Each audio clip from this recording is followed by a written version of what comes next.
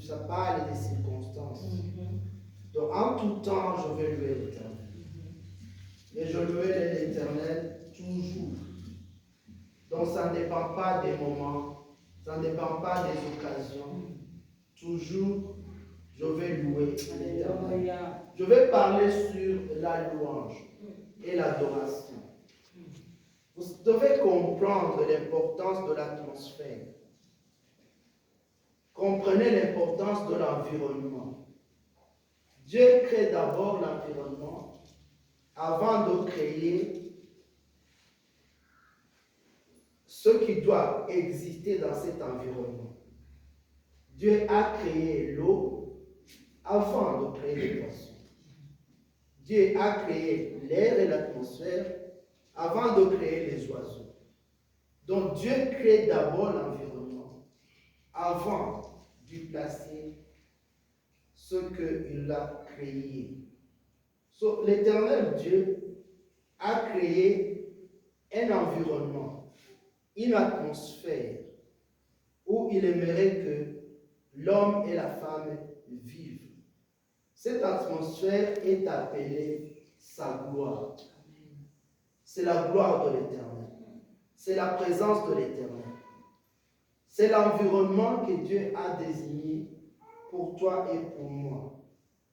Dieu est omniprésent, tous nous le savons. Donc Dieu est partout. Mais Dieu ne se manifeste pas partout.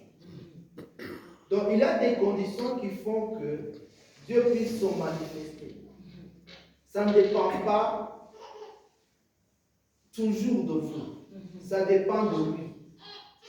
Quand les conditions sont remplies, l'Éternel se manifeste. Nous devons comprendre que le Dieu que nous servons, il est souverain. Il fait ce qu'il veut, quand il le veut, où il le veut. Ce qui nous est demandé, c'est de faire notre effort pour remplir les conditions de la manifestation de la gloire de Dieu. Il y a deux situations où Dieu se manifeste. Dieu se manifeste quand on le loue, quand on l'adore en esprit et en vérité. Dieu se manifeste là où il est honoré. Là où il est honoré, Dieu se révèle. Donc il y a un style de vie qui n'honore pas Dieu. Et nous avons le choix. Nous pouvons choisir délibérément de vivre un style de vie qui n'honore pas Dieu. Dieu ne va pas se manifester là où il n'est pas honoré, là où il n'est pas entendu.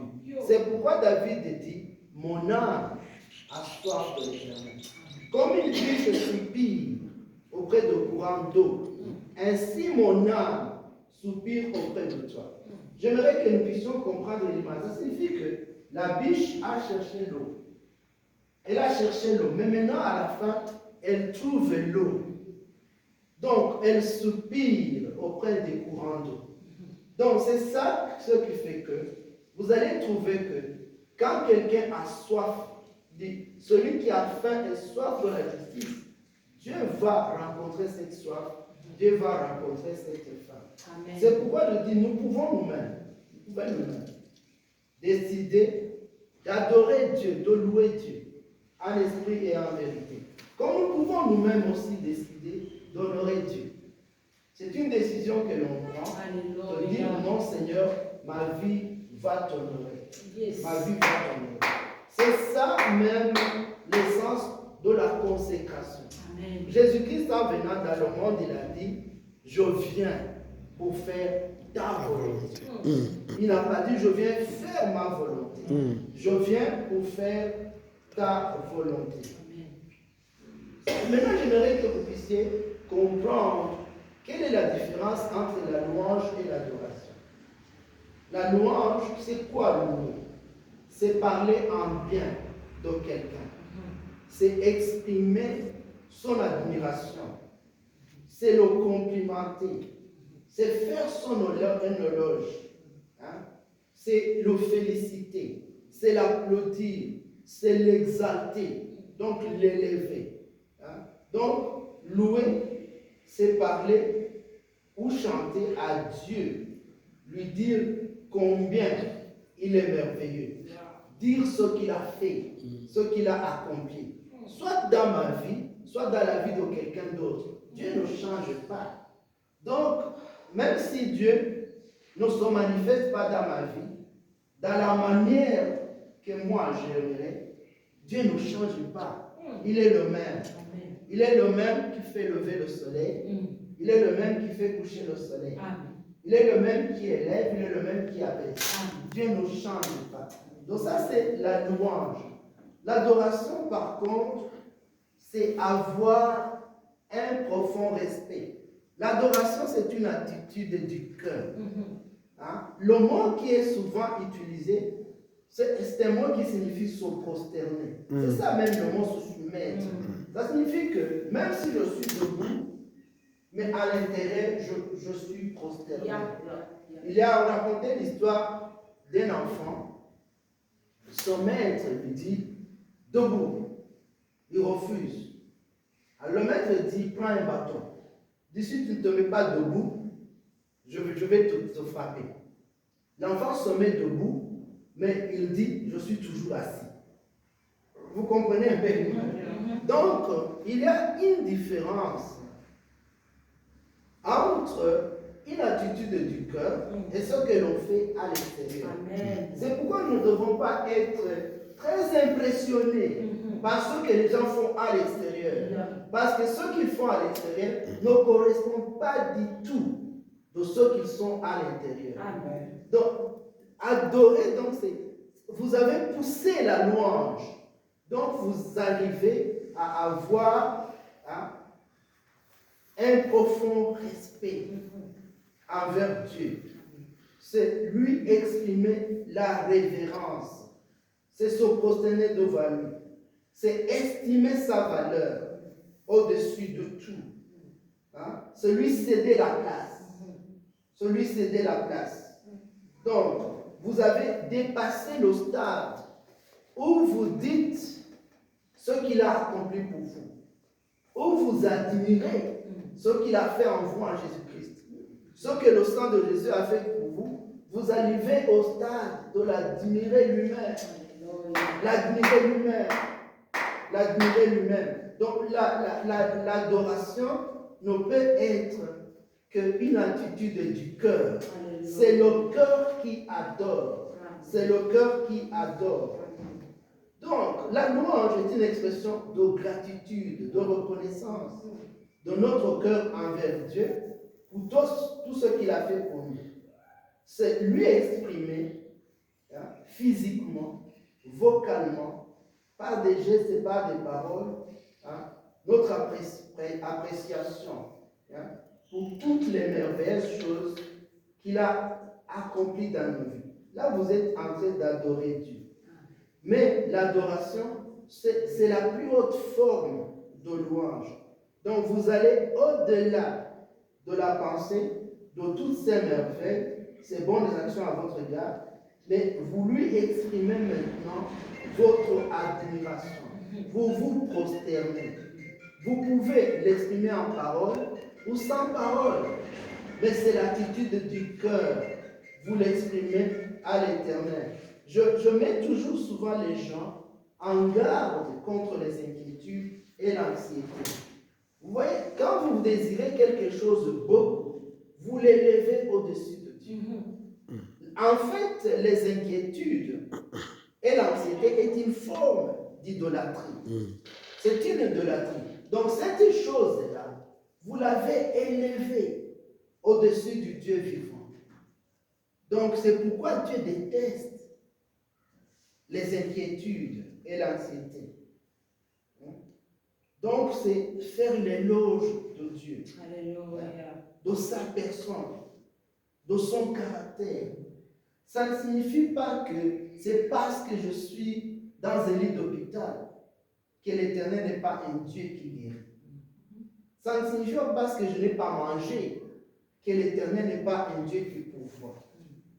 Ça ne signifie pas parce que je marche dans la défaite, l'Éternel n'est pas un Dieu qui élève. Donc je le loue à cause de ses attributs, à cause de ses perfections. Donc tu es parfait. Donc, ça ne dépend pas de là où moi je suis. Ça ne dépend pas de mes circonstances. Tout dépend de lui. Donc, comme nous l'avons dit, l'adoration est la plus grande forme de louange. Elle est une attitude du cœur, une révérence envers le Créateur. Jésus-Christ a dit, le Père cherche des vrais adorateurs qui l'adorent en esprit et en vérité. On va en parler. Donc, c'est lui exprimer notre contentement de qui il est. De qui il est. Il y a des fois, ma fille me posait des questions, elle me disait, papa, tu passes beaucoup de temps dans la prière. Je lui dis, il y a des fois, je ne prie pas. Il y a des fois, je ne prie pas. Je dis, Seigneur, je vais seulement être dans ta présence. Je ne dis pas que je suis tout le temps en train de parler. En train de parler. Il y a une chose, vous voyez par exemple, si vous avez un enfant, vous avez un enfant et vous le laissez à la maison.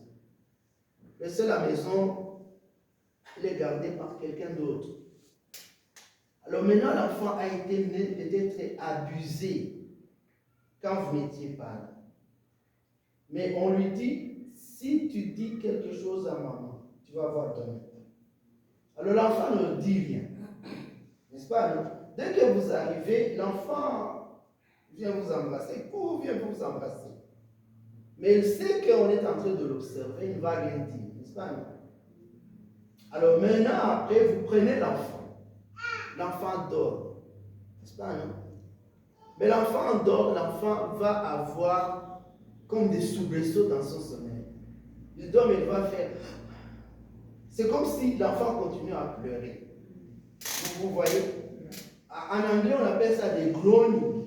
Donc, ça signifie que ce n'est pas plus moi qui parle, c'est mon esprit maintenant qui parle. L'enfant est en train seulement d'exprimer tout ce qui est dans son cœur par ces soubresauts-là, et ces murmures-là, que seule la maman va comprendre. Et la maman va dire non, quelque chose est arrivé à mon enfant. Vous lui avez fait quelque chose. Vous ne me dites pas, mais je sais, vous avez fait quelque chose. Donc c'est ça. Donc il y a des prières. Il y a plusieurs sortes de prières. Il y a les prières verbales, mais il y a aussi les prières non verbales. Il y a des prières liquides. Les larmes sont des prières. Et l'Éternel les comprend. L'Éternel les comprend. Donc ça vous devez comprendre que l'adoration, c'est un débordement spontané de nos pensées, de nos émotions envers l'Éternel. Spontané. L'adoration ne se prépare pas. On ne prépare pas l'adoration. On peut vous amener à adorer. Mais l'adoration, c'est spontané. Ça vient du cœur. Ça vient du cœur. Amen. Amen. Amen. Jean 4, le verset 24, le Christ dit ceci. Allons dans Jean 4, verset 24. Jean 4, verset 24. Est-ce que vous êtes toujours là? Jean 4, verset 24. Je bénirai l'Éternel tout le temps. Sa louange sera toujours dans ma bouche. Jean 4, verset 24, la Bible dit ceci. Dieu est esprit. Il faut que ceux qui l'adorent en esprit et en vérité. Amen. Amen. Donc, adorer Dieu en esprit, c'est adorer Dieu de tout notre cœur. Et souvent, vous allez trouver que nous pouvons avoir un cœur partagé. Nous pouvons avoir un cœur partagé. Je dis souvent aux gens, tu ne connais pas la personne qui passe la nuit à côté de toi. Là, ton mari ou ton épouse peut avoir une affaire que tu vas découvrir seulement quand il est mort. C'est pourquoi vous avez toujours, au Congo, quand quelqu'un meurt, c'est là où vous trouvez que, il avait encore une femme, il avait une autre femme, il avait encore d'autres enfants. Donc vous voyez, cette attitude-là, parfois nous l'amenons même devant Dieu. Ça signifie que parfois, nous avons un cœur partagé. Non, Dieu dit, mon fils, donne-moi tout ton cœur. Dieu veut tout ton cœur. Dieu ne veut pas une partie de ton cœur. Dieu veut tout ton cœur. Dieu veut tout ton cœur. Il dit, mon fils, donne-moi ton cœur. Donc, adorer Dieu en esprit et en vérité, ça signifie que nous adorons Dieu de tout notre cœur. De tout notre cœur.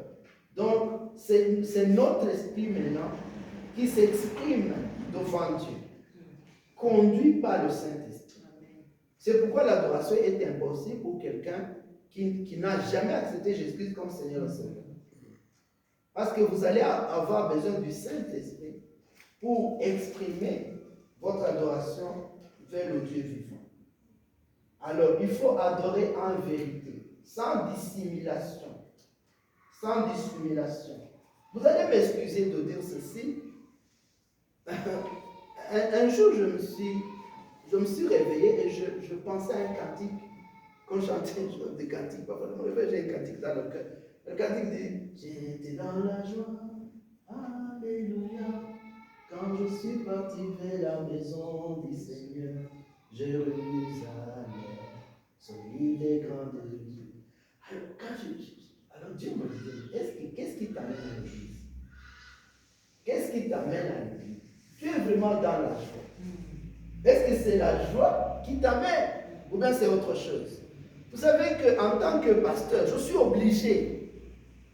C'est ça, non? Et ça devient parfois, un devoir envers les responsables, envers l'Église, plutôt que quelque chose du cœur envers Dieu. Je me suis répandu, je dis, Seigneur, pardonne-moi. Pardonne-moi. C'est pourquoi beaucoup de gens, parfois, ne viennent pas. Parce qu'ils n'ont jamais rencontré personnellement Dieu. Ils rencontrent Dieu dans des structures, ils rencontrent Dieu dans des choses. Ils viennent parce que je dois rencontrer le frère. Non, je dois résoudre mon problème. Il y a une passe qu'il doit me donner. Donc, on a tout un agenda, des choses qu'on aimerait faire. Et l'Église t'aide à le faire. Je me dis, non, Seigneur, c'est vrai. Je ne parle pas de quelqu'un d'autre, je parle de moi. Je parle de non, Seigneur. Il y a des fois, j'allais à l'église tout simplement parce que vraiment, je suis obligé. Vous comprenez? Je suis obligé.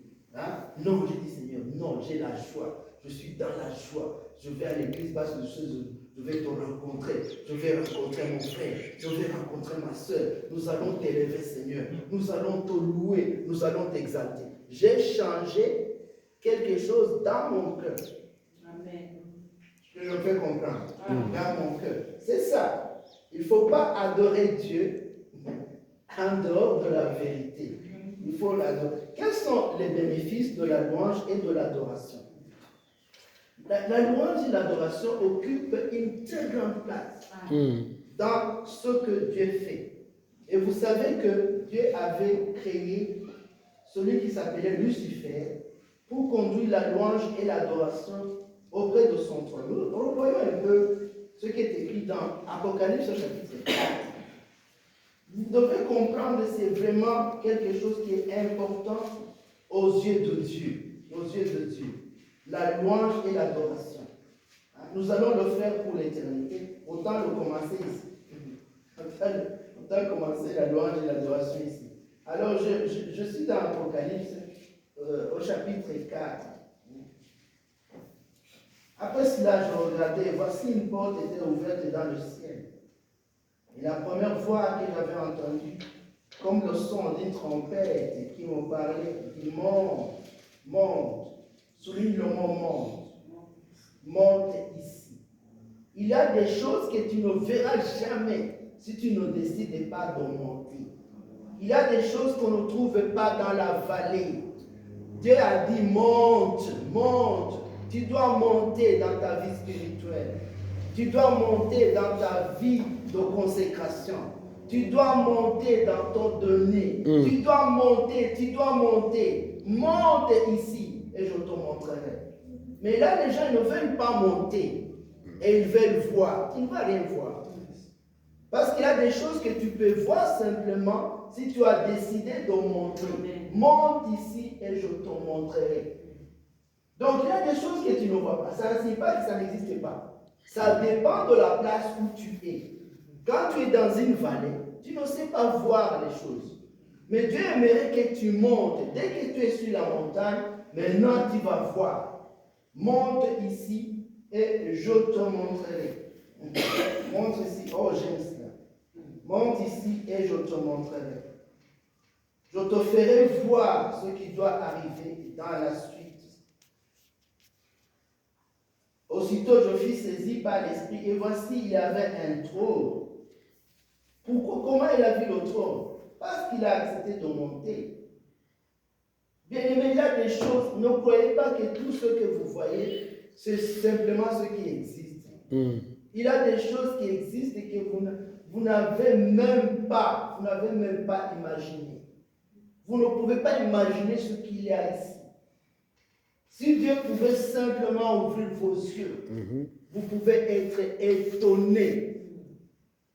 Il dit, monte, je vais te faire voir. Alors quand il a vu le trône. Il a vu le trône. Si ça lui est arrivé, ça peut arriver à n'importe qui. Parce que Dieu ne fait exception de personne. Alors qu'est-ce qui se passe? Que le trône était environné d'un arc-en-ciel. Autour du trône, je vis 24 trônes. Et sur ce trône, 24 vieillards, assis revêtus de vêtements blancs. Et sur leur tête des couronnes d'or. Du trône sortent des éclairs, des voix, de coups de tonnerre. Devant le trône brûle 7 lampes ardentes, qui sont les 7 esprits de Dieu. Alors, qu'est-ce qui se passe? Il dit, je lis au verset 8, les 4 êtres vivants ont chacun 6 ailes. Ils sont remplis de Dieu tout autour et au-dedans. Ils n'ont cesse de dire jour et nuit, Saint, Saint, Saint est le Seigneur Dieu, le Tout-Puissant qui était et qui vient. Quand les êtres vivants rendent gloire, honneur et action de grâce à celui qui est assis sur le trône, à celui qui vit au siècle des siècles, les 24 vieillards se prosternent devant celui qui est assis sur le trône. Ils adorent celui qui vit au siècle des siècles. Ils jettent leur couronne devant le trône en disant, tu es digne, notre Seigneur, notre Dieu, de recevoir la gloire, l'honneur, la puissance, car tu as créé toutes choses. Et c'est par ta volonté qu'elles existent, qu'elles ont été créées. Ils jettent leur couronne. Tu vois, il y a un abaissement que tu dois accepter. Dieu donc aime la louange et l'adoration en tout son trône. 24 heures sur 24. Jour et nuit. Donc quand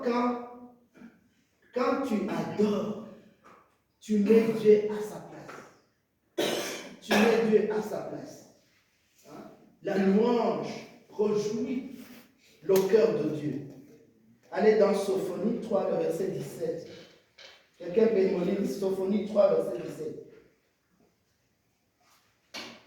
Sophonie 3, verset 17. Sophonie 3, verset 17. Oui. C'est la parole du Seigneur. Amen. L'Éternel, ton Dieu, est au milieu de toi, comme un héros qui sauve. Il fera de toi sa plus grande joie. Il gardera le silence dans son amour. Il aura pour toi des transports d'allégresse. Amen. Donc l'Éternel aura pour toi des transports d'allégresse. L'Éternel aura pour toi des transports d'allégresse. Donc il y a deux choses ici que j'ai mis à part pour Dieu. La louange le met à sa place et la louange réjouit le cœur de Dieu. Mais pour nous maintenant, la louange place Dieu dans cette situation. Tu permets à Dieu de régner dans cette situation. Le psaume 22, verset 3, la Bible dit, tu règnes au milieu de la louange de tes saints. Donc, quand tu décides de louer Dieu, ça signifie que tu crées l'atmosphère pour que Dieu vienne régner dans cette situation. Dieu vient régner dans cette situation. Dieu vient régner dans cette situation. Alors, j'avais écrit ici une histoire. Quand je travaillais au Phoenix Université de Kinshasa, souvent on avait des problèmes quand on opérait les enfants.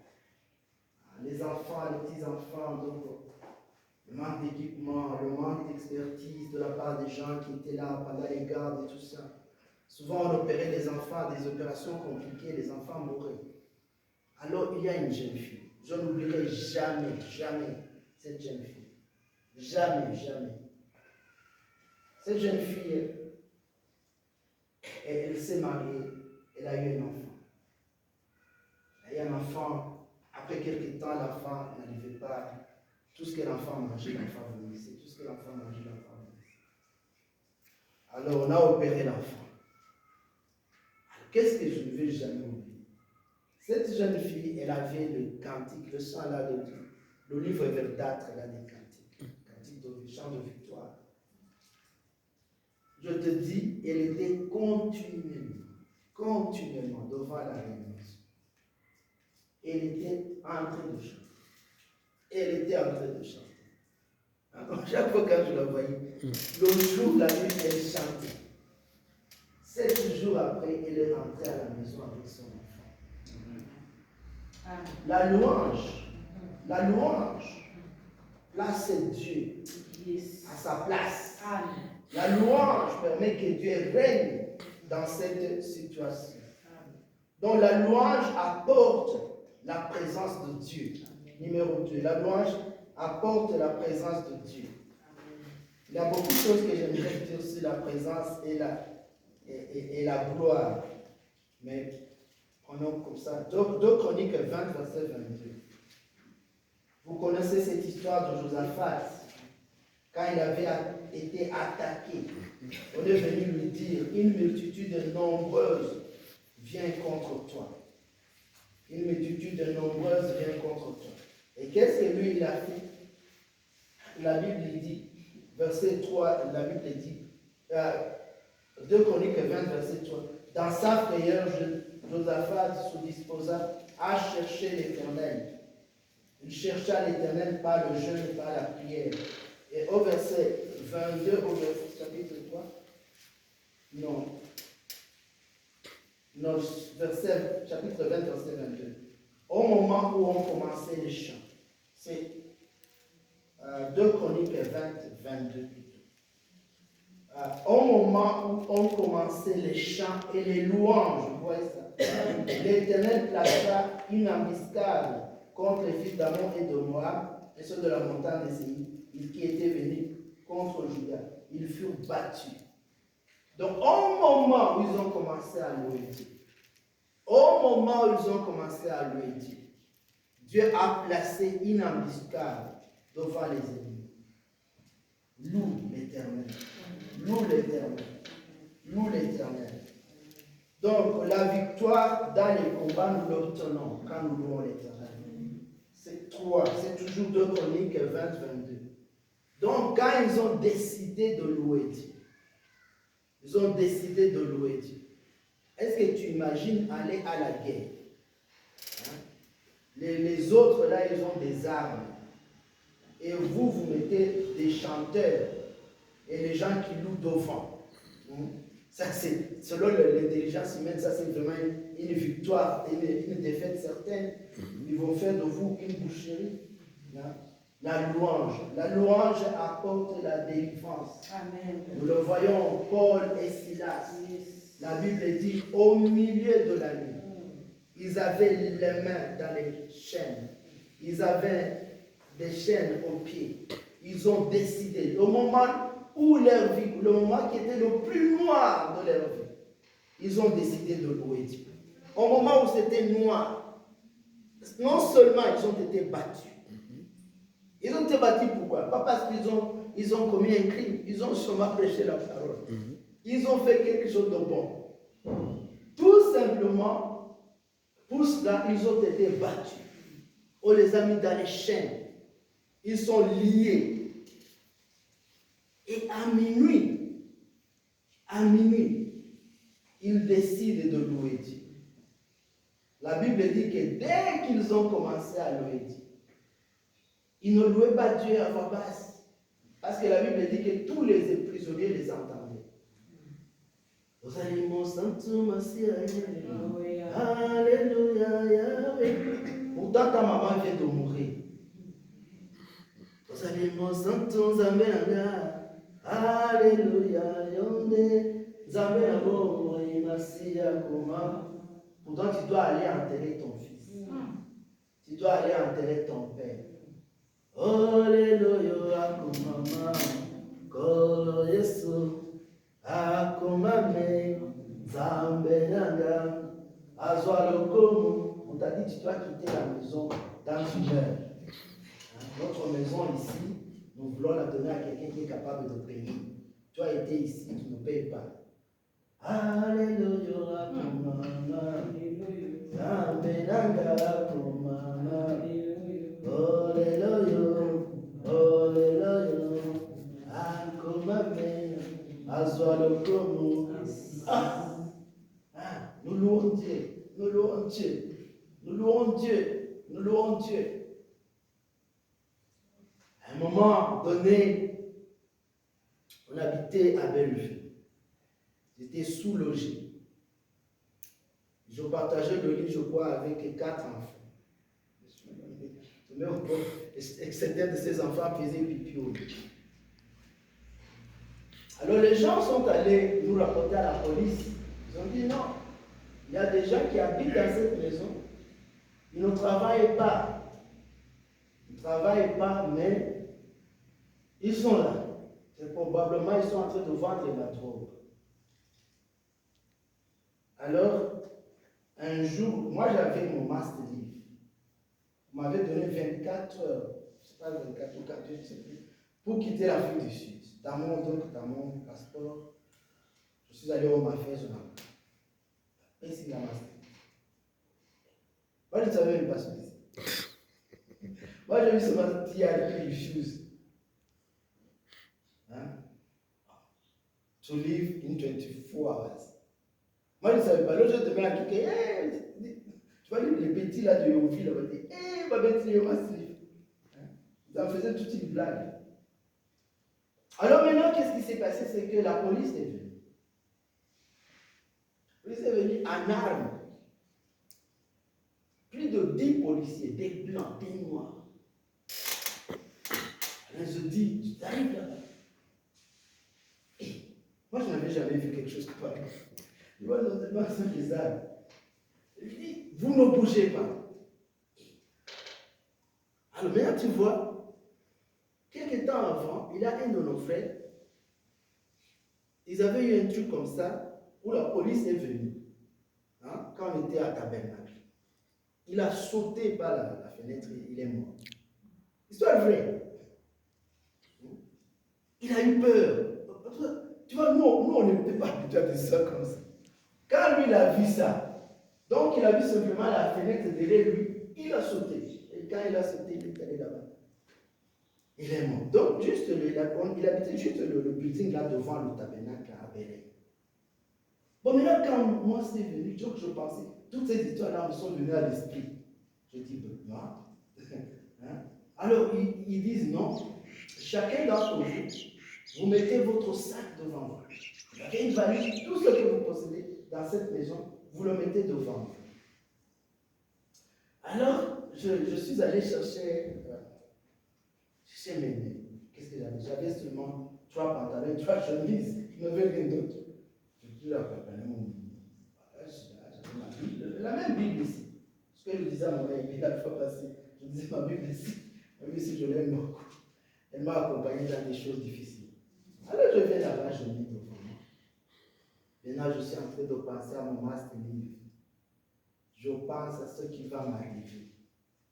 Est-ce qu'ils vont me mettre en prison? Est-ce qu'ils vont simplement me renvoyer? Qu'est-ce qui va se passer? Alors, ils commencent maintenant à fouiller. Ils ne vont pas tout à la maison, ils fouillent. Ils jettent toutes les histoires. Ils fouillent. Tu vois, toi, tu ne sais pas ce qu'ils sont en train de chercher. Ils fouillent. Moi, je croyais qu'ils sont venus à cause de mon master livre. C'est que là, moi, je pensais, je dis, il y a quelqu'un qui a dit probablement ce type a un master livre. Alors, ils arrivent maintenant, ils arrivent devant moi.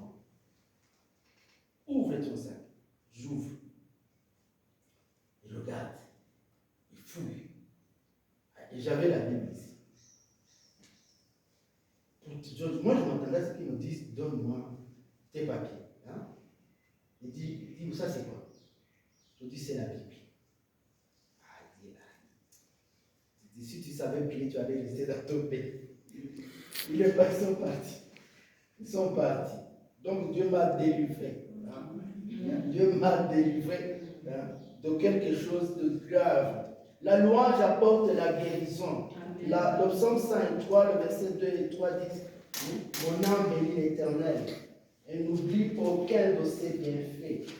N'oublie aucun de ses bienfaits. La louange apporte la guérison. Nous sommes esprits, nous possédons une âme et nous habitons un corps. Mon âme bénit l'Éternel et n'oublie aucun de ses bienfaits.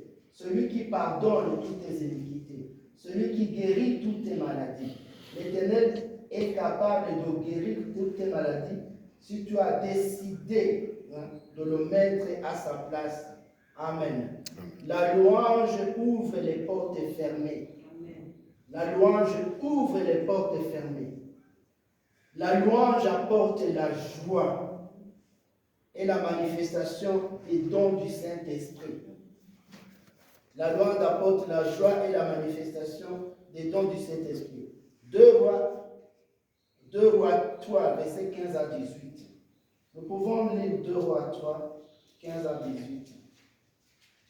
Nous parlons des bienfaits et de la louange. 2 Rois 3, 15 à 18. La Bible dit ceci. Maintenant, amenez-moi un joueur de harpe. Et comme le joueur de harpe jouait, la main de l'Éternel fut sur Élisée. Donc la louange apporte la manifestation des dons du Saint-Esprit. Vous voulez la manifestation du don du Saint-Esprit? Il faut apprendre à louer Dieu. La louange apporte la révélation. La plupart de nos problèmes, nous passons beaucoup de temps dans nos problèmes parce que nous voulons résoudre nos problèmes sans révélation. Dieu sait exactement où est le problème. Dieu sait exactement ce qu'il faut faire pour en sortir. Donc tu as besoin de la révélation de la part du Seigneur pour sortir de ces situations. Mais parfois nous essayons d'appliquer la même formule pour tous nos problèmes, pour toutes les situations. Non, Dieu sait exactement quel est le problème. Dieu sait exactement comment en sortir. Donc tu as besoin de la révélation. Et la révélation, il y a un endroit où la révélation s'obtient. Tu ne vas pas avoir la révélation en allant dans un restaurant, je ne dis pas non. Si tu as décidé de passer du temps à louer Dieu va t'ouvrir l'esprit.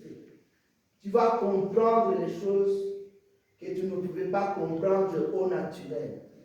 Tu vas savoir comment sortir de cette situation. Et la louange nous transforme. La louange nous transforme. Chacun d'entre nous, on ressemble à ce que l'on adore.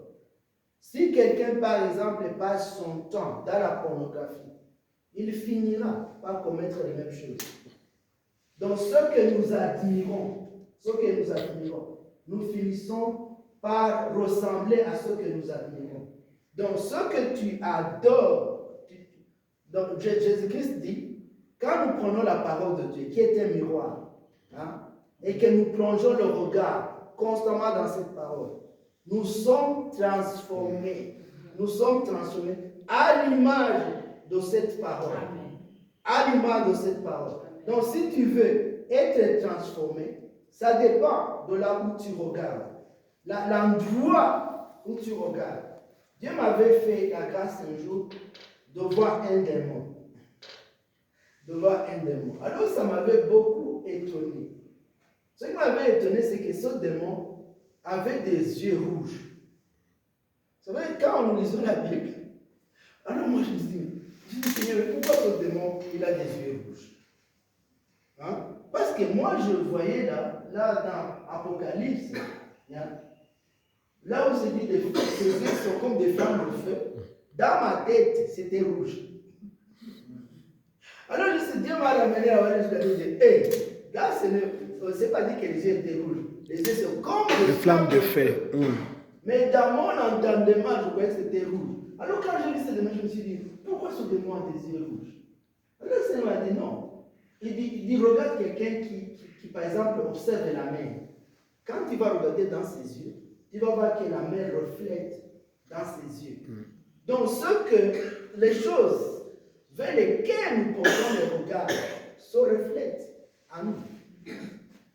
C'est vraiment simple. Si tu passes ton temps dans la parole, tu vas refléter les choses que Dieu aimerait que tu reflètes. Amen. Tu vas être transformé. Amen. Il n'y a pas une autre façon. Mais si tu passes ton temps dans des choses inutiles, tu vas refléter ces choses. Tu vas rester ces choses. Parlons un peu des obstacles à la louange. Je voudrais parler des obstacles à la louange avant de terminer. Le premier obstacle à la louange, c'est le péché. Le péché est un grand obstacle. Quand le cœur est lourd, évite le péché. Le péché n'est pas ton ami. Évite le péché. Je parlais aux gens, je disais, vous savez, la Bible dit dans Cantique des Cantiques au chapitre 2, verset 15, dit débarrassez-nous des bêtus renards qui ravagent nos vignes alors qu'elle est encore en fleurs. Vous voyez, nous vivons en Afrique du Sud et nous aimons les 5 grands. Quand on parle de l'Afrique du Sud, vous allez voir, on montre l'éléphant, on montre le rhinocéros, on montre le lion, le léopard, on montre le buffle, les 5 grands. Alors en tant que chrétiens aussi, parfois nous pensons que quand nous avons vaincu les 5 grands, nous sommes entrés dans la sainteté, dans la sanctification. Non, tu vois les 5 grands, non, c'est idolâtrie. Je ne suis pas idolâtre. Adultère, je ne suis pas adultère. Le voleur, je ne suis pas voleur. Tueur, je ne suis pas tueur. Menteur, je ne suis pas menteur. Tu vois, tu crois que tu es arrivé. Non. Ce sont les petits renards qui ravagent la vie. Ce sont ces petites choses-là, les attitudes du cœur, les pensées, les paroles. Donc, tu vois, le péché n'est pas simplement ce que le monde appelle péché. Le péché, c'est ce que Dieu appelle péché. Le péché n'est pas ce que les gens disent que c'est péché. Il y a des fois, j'ai parlé aux gens, Dieu m'a dit, non, tu ne devais pas parler comme ça. Tu ne devais pas avoir telle attitude envers cette personne. Amen. Le péché, ce n'est pas ce que toi tu appelles péché. Je n'ai pas commis l'adultère. Je n'ai pas tué, je n'ai pas volé, je n'ai pas été idolâtre, mais parfois même la personne n'a pas compris ce que j'ai fait, mais Dieu va te dire non, je n'aime pas cette attitude. Amen. La façon dont tu as parlé à cette personne, je n'aime pas. Amen. Vous comprenez? Amen. Donc ce sont des petites choses. Le livre là que tu as regardé, je n'aime pas. Le film là que tu as regardé, moi je n'aime pas. Le vidéo là que tu veux regarder, je n'aime pas. Là, tu es assis quelque part, on est en train de parler des autres, je n'aime pas ça. Vous comprenez? Donc ce sont les petits renards qui ravagent notre vie. C'est le péché, la condamnation. La Bible dit que quand si notre cœur ne nous condamne pas, nous avons de l'assurance. Donc si notre cœur nous condamne, nous n'avons plus d'assurance. L'autre chose qui nous empêche de louer, c'est la mondanité. Nous voulons ce que le monde aime. Il y a une gloire que le monde donne, que tu ne vas pas recevoir. Moi, ça me fait toujours rire. Quand quelqu'un, par exemple, il occupe une position sociale, même s'il vient dans notre église, on va lui donner une position, selon sa position. Pourtant, quand nous allons dans le livre de Jacques dit non, il faut éviter des choses comme ça. Parce que vous êtes en train, ici c'est spirituel, Alléluia. Ici c'est pas le monde. Alléluia. Ici c'est pas le monde. Dans le monde peut te considérer comme tel, mais Dieu te considère comme un rien.